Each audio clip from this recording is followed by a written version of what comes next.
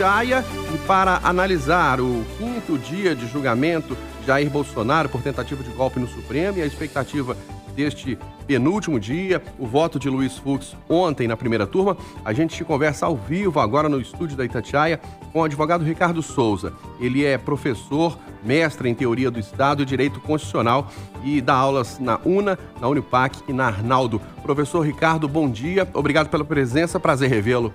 Bom dia, Eustáquio. Bom dia, Kátia. O prazer é todo meu. Bem-vindo, professor. Bom dia. Professor, a primeira pergunta, muita gente ficou em dúvida de ontem para hoje. Como a gente sabe que os ministros têm autonomia para votar da forma que quiserem. E eles fazem a interpretação dos autos também da forma que é mais conveniente para eles e pela convicção deles. Mas como é possível, no primeiro dia, o ministro Alexandre de Moraes e o ministro Flávio Dino votarem pela condenação de todos os réus e no terceiro dia o ministro Luiz Fux votar pela absolvição de 6, condenando apenas 2? Eustáquio, esse voto do ministro Fux, ele certamente entrará para a história, já entrou por vários motivos, né? Primeiramente, que eu tenho lembrança, que eu tenho notícia, é o voto mais longo, foram mais de 13 horas, né? E já se esperava que uma divergência viria no voto do ministro Fux, sobretudo porque ele já tinha apontado, inclusive com relação a questões de preliminar. Agora, a amplitude, a profundidade dessa divergência, eu acho que é o que chamou atenção. E não porque simplesmente ele divergiu com relação à absolvição, com relação à condenação, algum caso de nulidade. Mas eu acho que a divergência, na verdade, até uma incongruência seria o termo mais exato aqui, né? Ela, inclusive, ela vai de encontro aos votos de um outro ministro, que é exatamente o ministro Luiz Fux.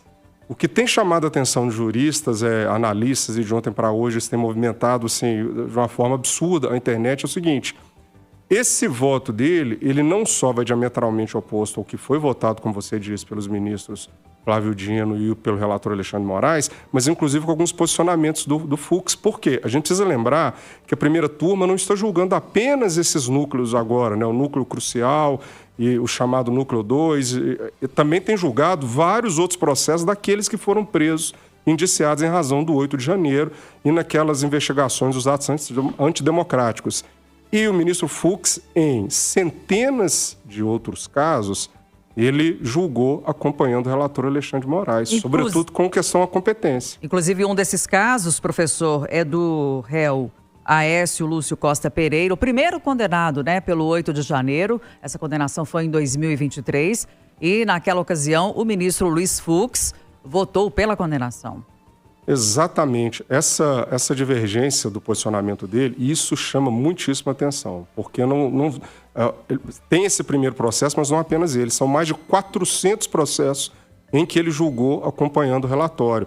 E agora uma divergência tão grande. Professor, e aí o Supremo Tribunal Federal volta a ter que discutir o foro privilegiado, porque ontem ele disse que há razões inúmeras, né, e não há razão para que, por exemplo, o ex-presidente Jair Bolsonaro seja julgado no Supremo Tribunal Federal.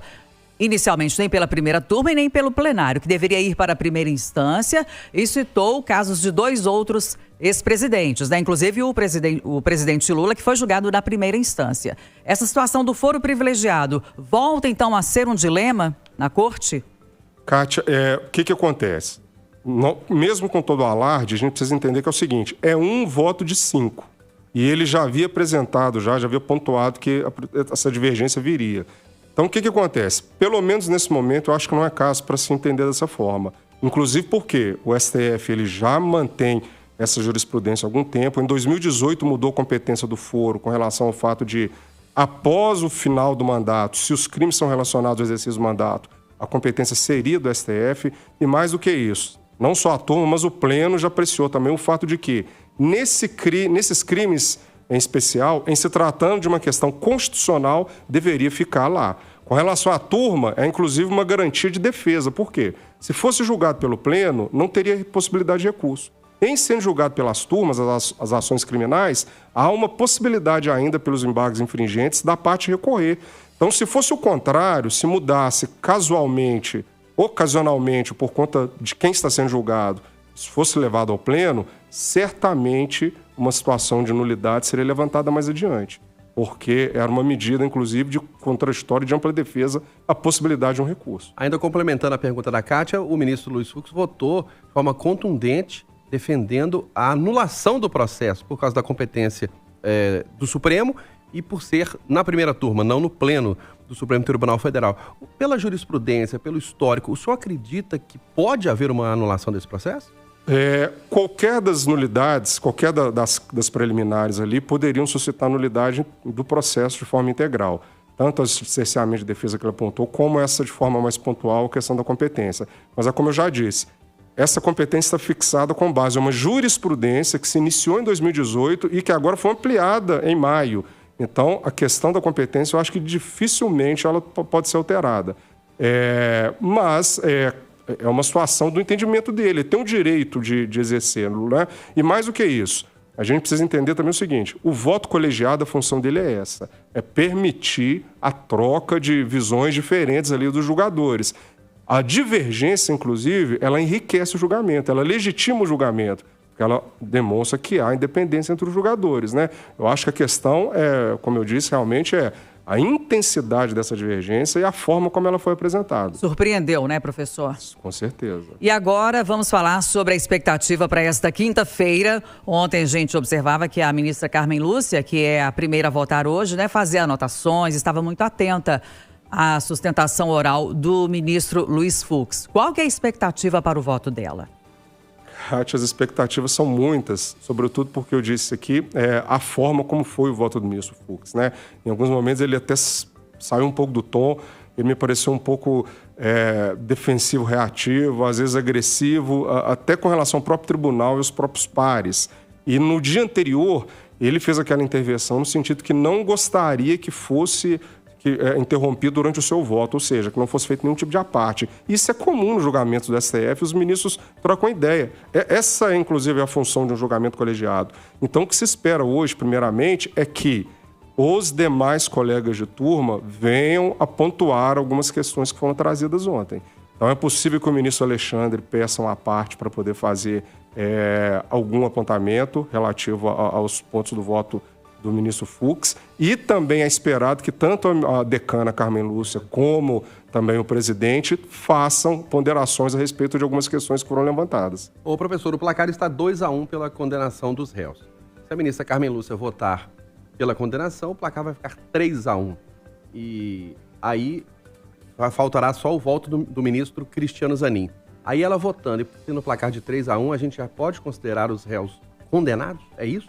Sim, inclusive com relação aos réus Mauro Cid e o Braga Neto, ele já tem 3 votos pela condenação relativa ao crime de tentativa de abolição do Estado Democrático de Direito. Os demais réus não, só tem 2 votos porque Alexandre Moraes e Flávio Dino julgaram todos os pedidos procedentes. Qualquer julgamento de procedência que vier a partir da ministra Carmen Lúcia hoje já torna condenados, né, pelo menos pela maioria dos votos, os demais réus. E só para a gente concluir, concluindo o julgamento, condenação dos réus nessa hipótese, há imediatamente a decretação da prisão? Não. O entendimento atual do STF é de permitir pelo menos a apresentação dos embargos declaratórios, né, que são aquele recurso que tem o fim de sanar algum vício da decisão, como, por exemplo, uma omissão, uma contradição, alguma coisa que ficou de forma obscura no texto. Depois disso, sim, poderia ser decretada a prisão dos réus. Caso também não haja, né, por exemplo, um recurso de embargos infringentes, um efeito suspensivo para isso. Nós conversamos aqui no estúdio do Jornal da Itatiaia com o mestre em Teoria do Estado, professor de Teoria do Estado e Direito Constitucional da UNA, Unipac e Arnaldo, professor Ricardo Souza. Obrigada pela presença, pela contribuição. Até breve.